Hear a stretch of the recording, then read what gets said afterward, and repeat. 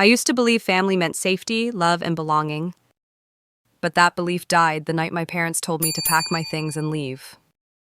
I was 19, standing in the doorway with a half-zipped backpack, while my mother adjusted her pearls like I was a stain she could finally wipe away. For years, I thought I had no one left, until one person quietly proved me wrong. My grandmother, the woman everyone in this family underestimated. Now, years later, I'm back in the same city I once escaped from. The same faces still whisper my name, still pretend they didn't destroy me. But this time, I'm not the girl they threw away. And when they see what my grandmother left behind, they'll finally understand what real power looks like. When I think of my childhood, I don't remember warmth. I remember control. Our house in Connecticut looked like something out of a luxury catalog. Polished floors, fresh white roses, the scent of lemon polish in every hallway. From the outside, it screamed success. But inside, it was cold. My parents didn't raise a daughter. They raised a project. My mother, Linda, loved perfection almost as much as she loved gossip. She ran our home like it was a beauty pageant, one where love was the prize, but no one ever won. My father, Richard, believed emotions were a sign of weakness. He valued silence more than honesty. Dinner was always served on time, but laughter was never on the menu. And then there was Olivia, my cousin. The golden girl, the kind of perfection my parents worshipped. Her grades, her posture, her perfect smile, everything about her fit the world they wanted. Whenever she entered the room, my mother's face softened. Whenever I walked in, her eyes hardened. I wasn't rebellious, I just didn't fit. While they bragged about Ivy League dreams and golf memberships, I cared about sketchbooks and fabric samples.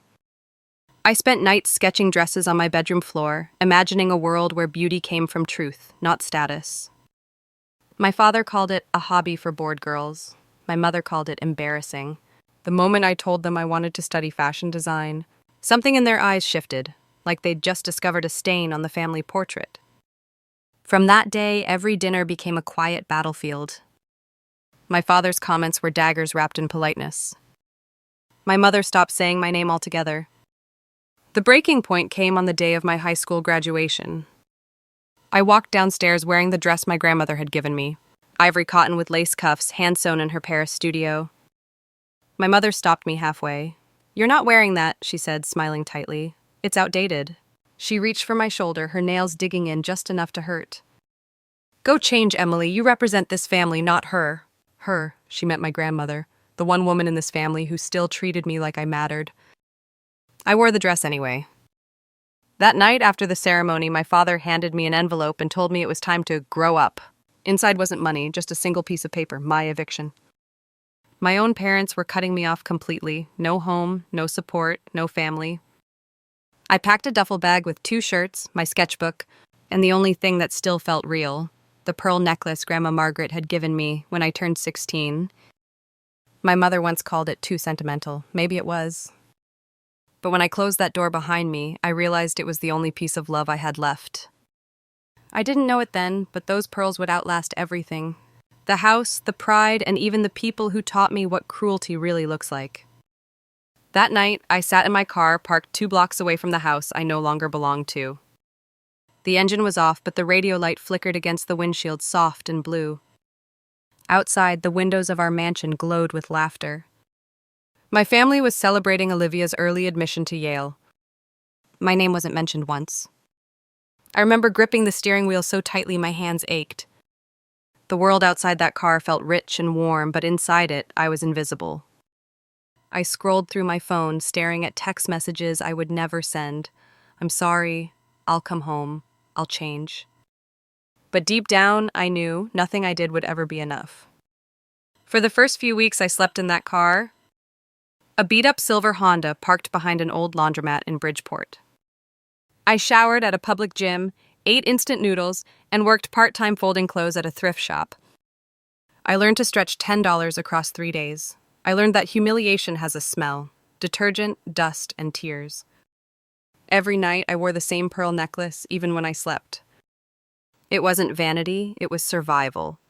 When I touched those pearls, I remembered her, my grandmother Margaret.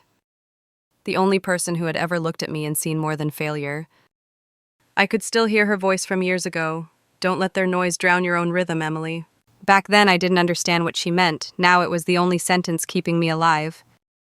One rainy evening, as I left the thrift store, I saw my mother's face on a billboard downtown.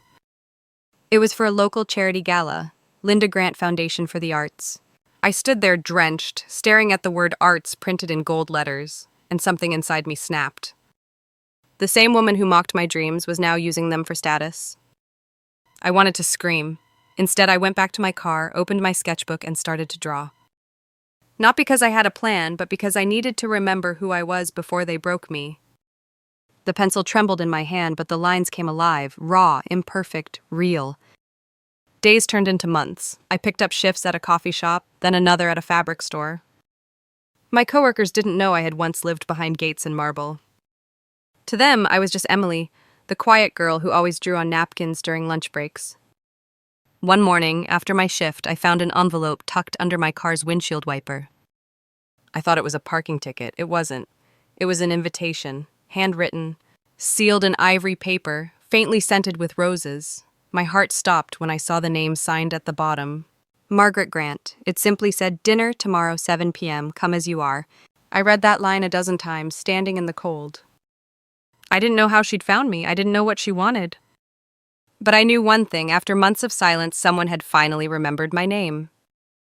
I slipped the note into my pocket, touched the pearls at my throat, and whispered, "Okay, Grandma, I'm coming." The next evening, I showed up at the address written on the invitation, a quiet townhouse tucked between two brownstones in the Upper East Side. I almost thought I had the wrong place. No bodyguards, no marble gates. Just soft light glowing from behind lace curtains and the smell of baked bread drifting into the cold night air. I hesitated at the door, my reflection trembling in the glass. My hair was still damp from the rain, my shoes were old, and my jacket smelled faintly of coffee. I looked like someone who didn't belong here, but when I finally knocked, the door opened before my knuckles hit the wood. "Emily," she said. Her voice was calm, warm, like sunlight through a window after a long winter.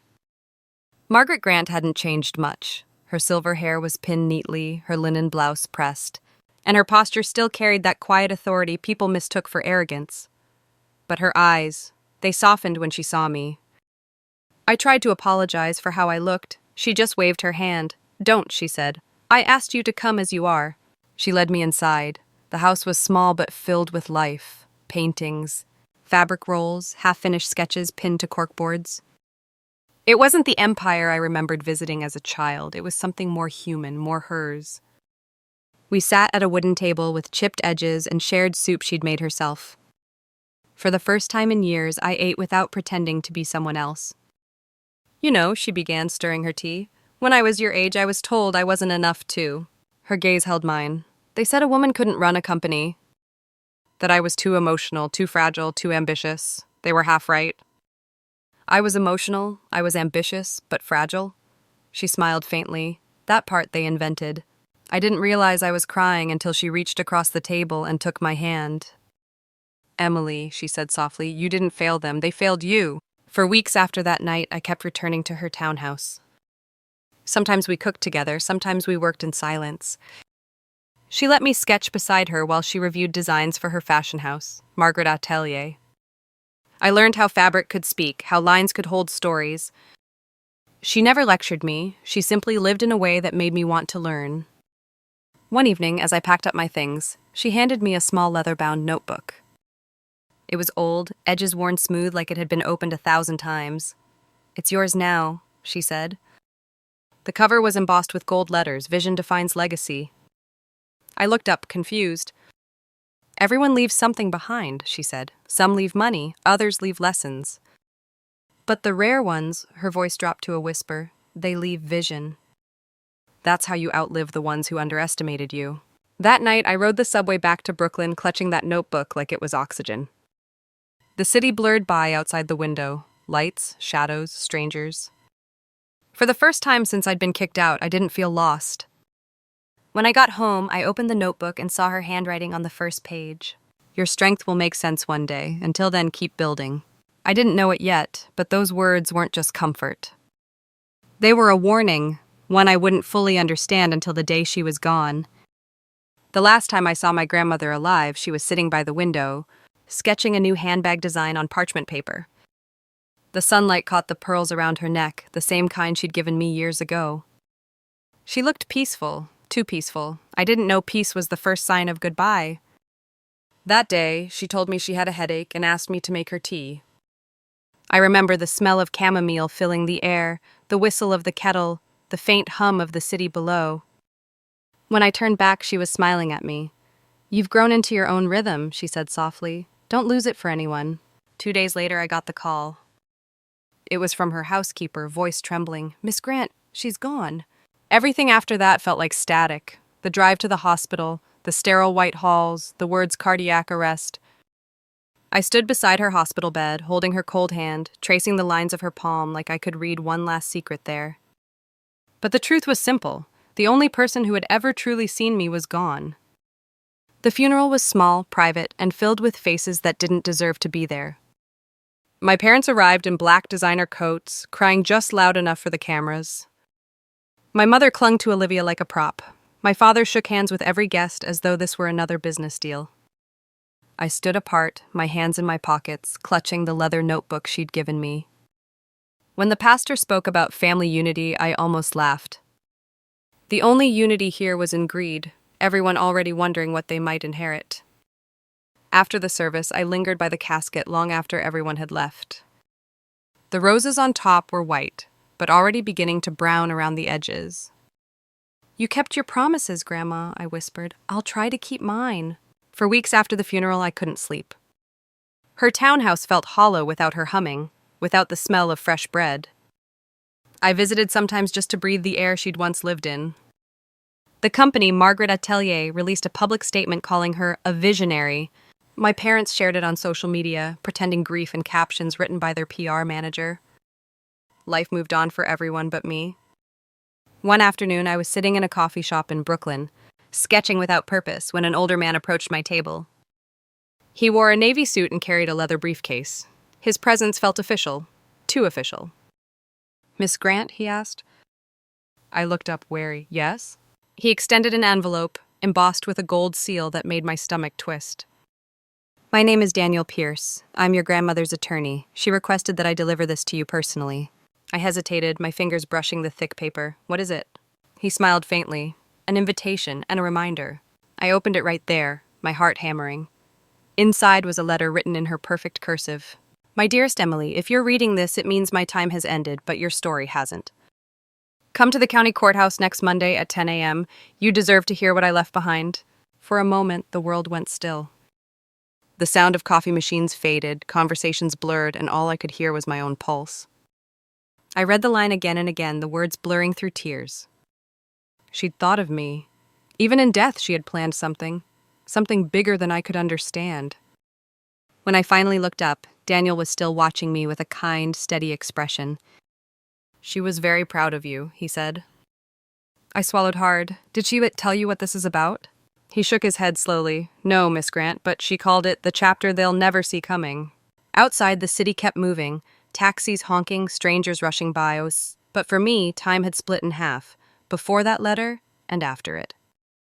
The courthouse smelled like polished wood and nervous breath. Every sound carried, the tap of heels, the shuffle of papers, the whispers of people pretending not to stare. I sat at the end of a long mahogany table, my palms cold against my lap. Across from me, my parents looked calm in the way only liars could. My mother's pearls caught the light, my father's cufflinks gleamed. And Olivia, perfect, confident, rehearsed, looked like she was born for this room. Daniel Pierce, my grandmother's attorney, sat beside me. His voice was low, steady. "Whatever happens, remember this, you have nothing to prove." The judge entered, the courtroom rose, then fell into silence. When the attorney opened the envelope stamped with my grandmother's estate seal, I felt my heartbeat climb into my throat. "This is the last will and testament of Margaret Grant," he read, his tone even. Dated and notarized 2 years prior to her passing. My mother leaned forward, eyes shining. Olivia smiled, certain she already knew how this would end. Then came the words that cracked the room in half. "I, Margaret Grant, hereby leave the entirety of my estate, including all holdings, properties, and controlling shares of Margaret Atelier to my granddaughter, Emily Grant." For a moment, the air went still. No one moved, no one breathed. I thought I had misheard. Then I saw my mother's face. Her smile collapsed. My father's knuckles turned white as he gripped his chair. Olivia blinked, her lips parting in disbelief. The attorney continued, unshaken. This estate is to be transferred solely to Emily Grant, effective immediately, with no trustees or shared authority. The silence broke into chaos. My mother laughed, too high-pitched to sound natural. Well, of course that makes sense, she said quickly. Emily was close to her grandmother. Naturally, she'll need our help managing things. My father nodded. Yes, we'll oversee the assets until she's ready. It's a family responsibility. Daniel's voice was calm but firm. There will be no oversight, Mr. Grant. The will is explicit. Olivia crossed her arms, her voice dripping with sarcasm. Come on, Emily can't even balance a budget. Grandma would never trust her with billions. There's been some mistake. I felt every eye in the room turn toward me. For the first time, I didn't shrink. I sat taller, letting their disbelief wash over me like cold water. The judge looked up from her papers. The will is valid. Control of all assets is transferred immediately to Miss Grant. My mother's hand shot across the table, gripping my wrist. Her nails pressed into my skin. Don't be naive, Emily. This is bigger than you. You'll ruin everything. Her voice shook, not from concern but from fear. I met her gaze and spoke quietly enough for only her to hear. It already was ruined, you just didn't notice. Daniel stood, closing his briefcase. We're finished here. When we stepped outside, the sunlight hit me hard. Cameras flashed, reporters shouted my name. My parents stayed behind, their perfect world crumbling under the weight of a truth they couldn't rewrite. I held the leather notebook my grandmother had left me, its gold letters gleaming in the light. Vision defines legacy. And for the first time, I understood. This wasn't an inheritance, it was a mirror, and it showed exactly who they really were. The first 48 hours after the will reading felt unreal. I kept waiting to wake up and find it was all a cruel dream. But every headline, every email, every frozen stare from my parents proved it wasn't. They didn't call me that first night, they texted. My mother wrote, "Sweetheart, we should talk. Managing that much money is stressful. Let us help you." A few minutes later, my father followed with, "Your grandmother was generous, but she wasn't practical. Call me before you make mistakes." And then Olivia, never one to miss a performance. "I'm happy for you, Em. Grandma always loved you, even when you didn't deserve it." I didn't respond to any of them, but silence only made them louder. The next morning, an article appeared online. Heiress Emily Grant inherits billion-dollar empire amid family rift. The photo showed me walking out of the courthouse, my hair tangled from the wind, eyes red from holding back tears. Beside it, another photo, my parents, poised and smiling, captioned, "The proud family of fashion legend Margaret Grant." They were controlling the narrative, and I was the villain. Within days, gossip blogs picked up the story. The internet decided I was spoiled, ungrateful, unstable. Anonymous sources claimed I'd pressured my grandmother to change her will. My phone buzzed nonstop. Reporters, trolls, strangers asking if I'd really betrayed my own family. Daniel called and told me to stay calm. "They'll burn themselves out," he said. But he didn't know my family. They didn't burn out. They burned everything around them. A week later, I came home to find Olivia waiting outside my apartment building.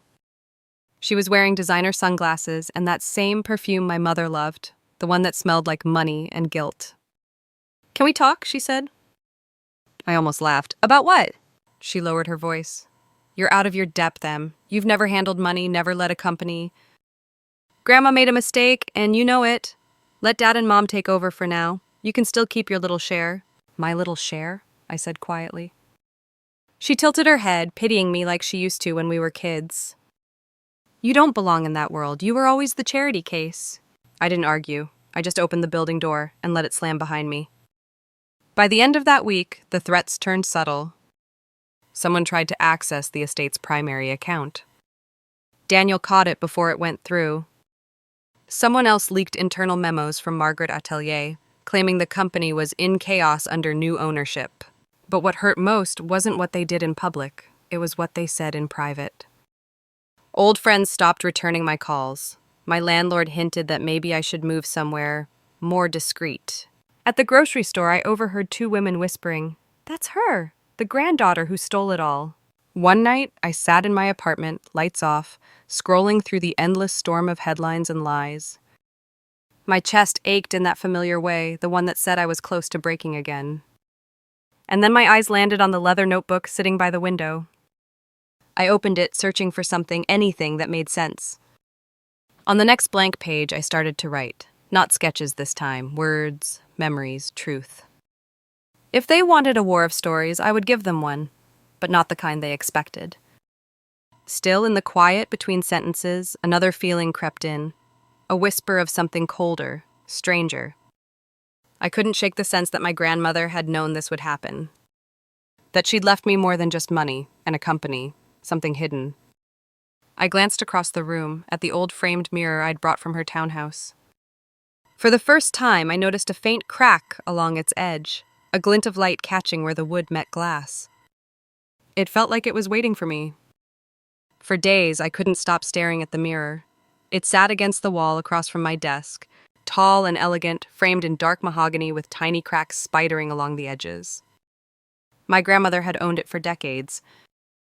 When I was little, I used to stand on tiptoe and trace the carvings on its border. She once told me it had belonged to a French designer who believed mirrors didn't just reflect people, they reflected truth. That night, the apartment was quiet except for the hum of the city outside. I couldn't sleep. Every time I closed my eyes, I saw their faces in that courtroom, my mother's frozen smile, Olivia's disbelief. The air felt heavy pressing against my chest. I got up, turned on the lamp, and walked toward the mirror.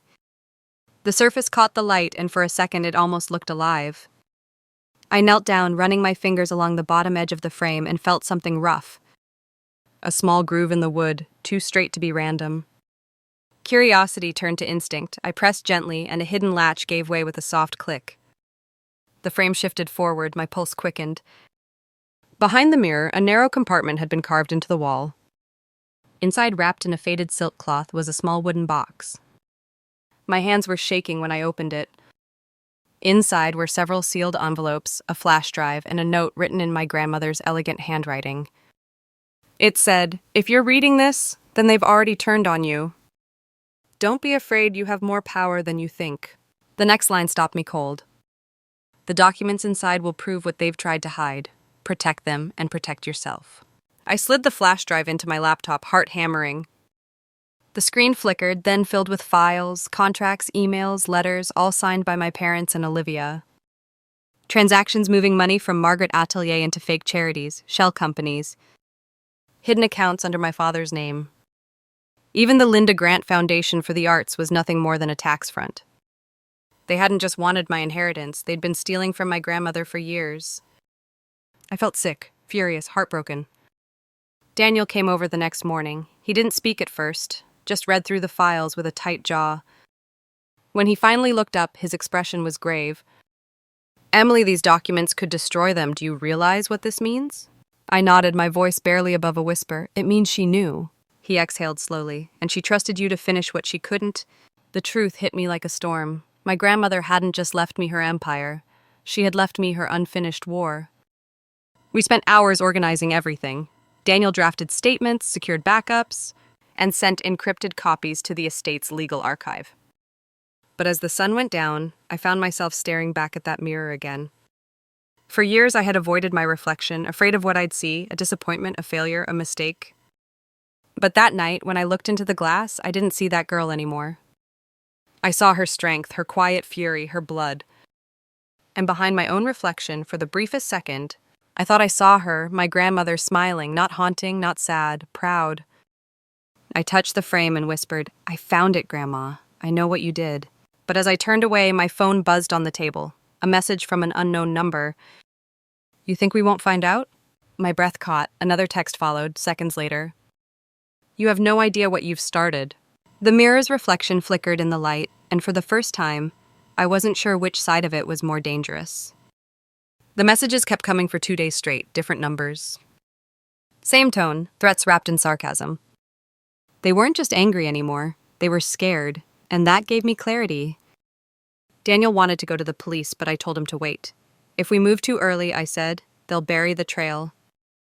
I want them exposed, not warned." He studied me for a long moment before nodding. "All right, but we do this clean, no mistakes." We started quietly. Daniel reached out to a retired journalist named Karen Doyle. one of my grandmother's oldest friends. Karen owed Margaret her career. She had once written the first feature about Margaret Atelier, when no one else believed a woman could run a fashion empire. When she saw the evidence, she didn't hesitate. "If we're doing this," she said, "we're doing it right. Truth first, noise later."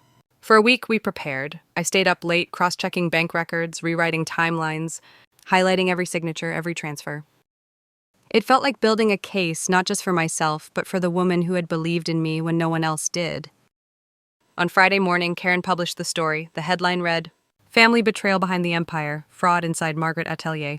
Within an hour, it spread like wildfire. News outlets picked it up, investors called for statements, and social media erupted. The Grant name, once synonymous with elegance, was now trending beside words like fraud, embezzlement, and greed.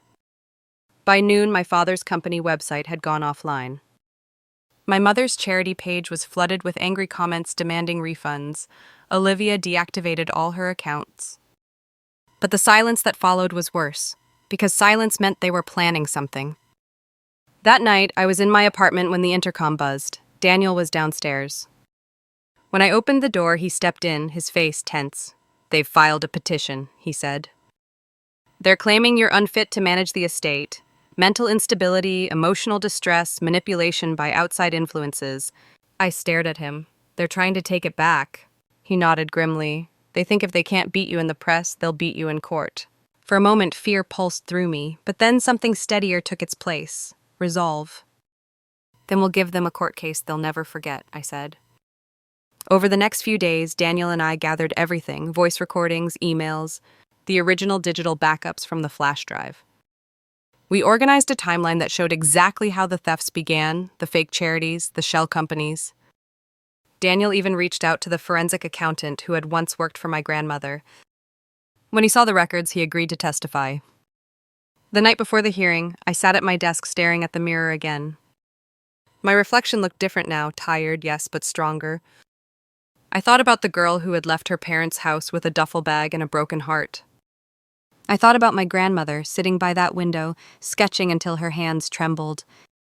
"This is for you," I whispered.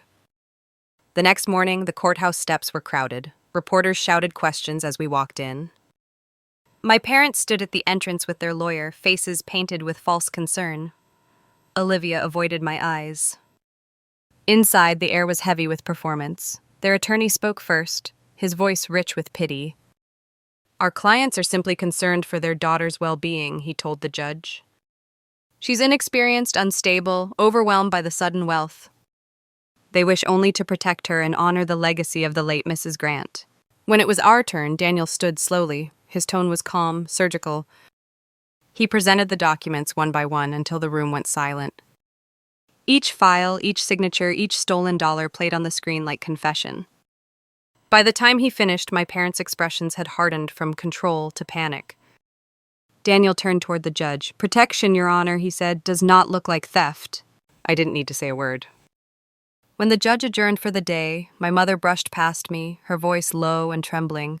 "You'll regret this, Emily." I met her eyes. "No," I said, "I'll remember it." As I stepped outside into the waiting crowd, flashbulbs lit up the sky like thunder. The war was no longer quiet, and for the first time, I wasn't the one hiding. The hearing ended faster than anyone expected. The judge's ruling was short, precise, and final. The petition was denied.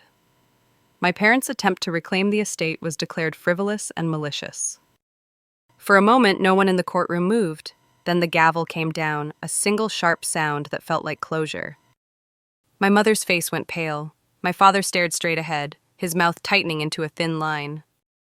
Olivia's eyes were red, but not from tears, just the sting of humiliation.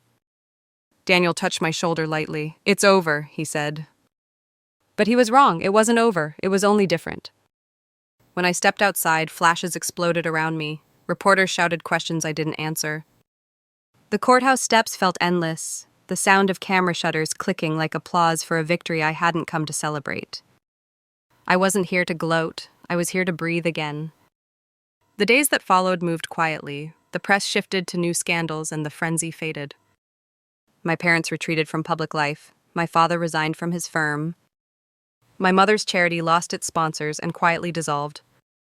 Olivia disappeared from social media altogether. For the first time, the grant name meant something different: accountability. As for me, I didn't move into a mansion or buy anything extravagant. I kept my small apartment for a while, the one that still smelled faintly of rain and instant coffee. It reminded me of who I was when everything else was gone.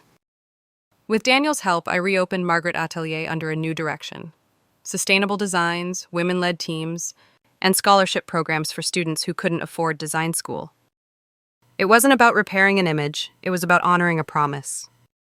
At the relaunch event, I wore a simple black dress and my grandmother's pearls. The cameras flashed again, but this time the noise felt different. They weren't taking pictures of a scandal. They were taking pictures of survival. After the event, I walked alone through the new studio space. Bolts of fabric hung neatly against the walls, sketches lined the tables, and in the corner stood the old mirror, cleaned and restored. My reflection looked calm, whole. I thought about revenge then, the kind people write stories about, the kind my family expected from me. I realized I didn't want it. Revenge was their language. Mine was something quieter, stronger. Forgiveness wasn't possible, but freedom was. That night, I drove through the old neighborhood. The mansion I'd once called home was still there, but smaller somehow. The gate paint was chipped, the garden unkept. The house looked tired, as though it had finally run out of people to impress. I parked across the street and watched for a moment. No lights were on inside. It felt strange, the absence of anger. I thought I'd feel triumph, but all I felt was peace. They had thrown me out to teach me a lesson, and in a way, they had. They'd taught me what love isn't. When I finally started the car again, the city lights stretched ahead like a new horizon. For the first time, I didn't need anyone to see me succeed. I just needed to keep going. As I drove back toward Manhattan, the radio played softly, a song my grandmother used to hum when she worked. I reached up and touched the pearls around my neck, the cool surface pressing against my skin. Her voice echoed in my memory. Legacy isn't what you inherit, it's what you build. And as the skyline came into view, glowing like a promise, I whispered back, I'm building it, Grandma, every day. It's been a year since the courtroom, a year since I stopped living in survival mode. New York still hums with the same noise, but I move through it differently now, quieter, slower, like I finally learned how to breathe. I kept my small apartment. The expensive mansion never tempted me. Peace is cheaper, but it costs more to earn. Sometimes I visit the atelier late at night when everyone's gone. The lights are low, the city glows outside, and I can almost feel her there, my grandmother, walking beside the cutting tables, humming softly the way she used to. Her spirit is stitched into every wall, every seam. I used to think she left me wealth. Now I know she left me wisdom. Here's what I've learned. You don't need revenge to win. You just need to outlast the people who bet against you. Forgiveness doesn't always mean letting them back in. Sometimes it means letting them go and refusing to let their voices echo in your head anymore. Money can buy a roof, but not a sense of worth. I had to lose everything to learn the difference. And legacy, it isn't what they hand you. It's what you create when no one's watching. There are still days when the past knocks on the door of my mind. I open it, smile, and tell it I'm busy. I'm building something she started, something that's mine now. If this story found you when you're tired of fighting to be seen, remember this. You don't have to prove your value to people who only look down. Just keep walking until they have to look up. And if you believe stories like this matter, stories where quiet strength wins, where justice is patient but certain, subscribe to Heartless Revenge. We tell true stories about women who refuse to stay broken. Share this one with someone who needs to remember that dignity can be the loudest form of revenge. Because that's the lesson my grandmother left me. Sometimes the most powerful comeback is peace.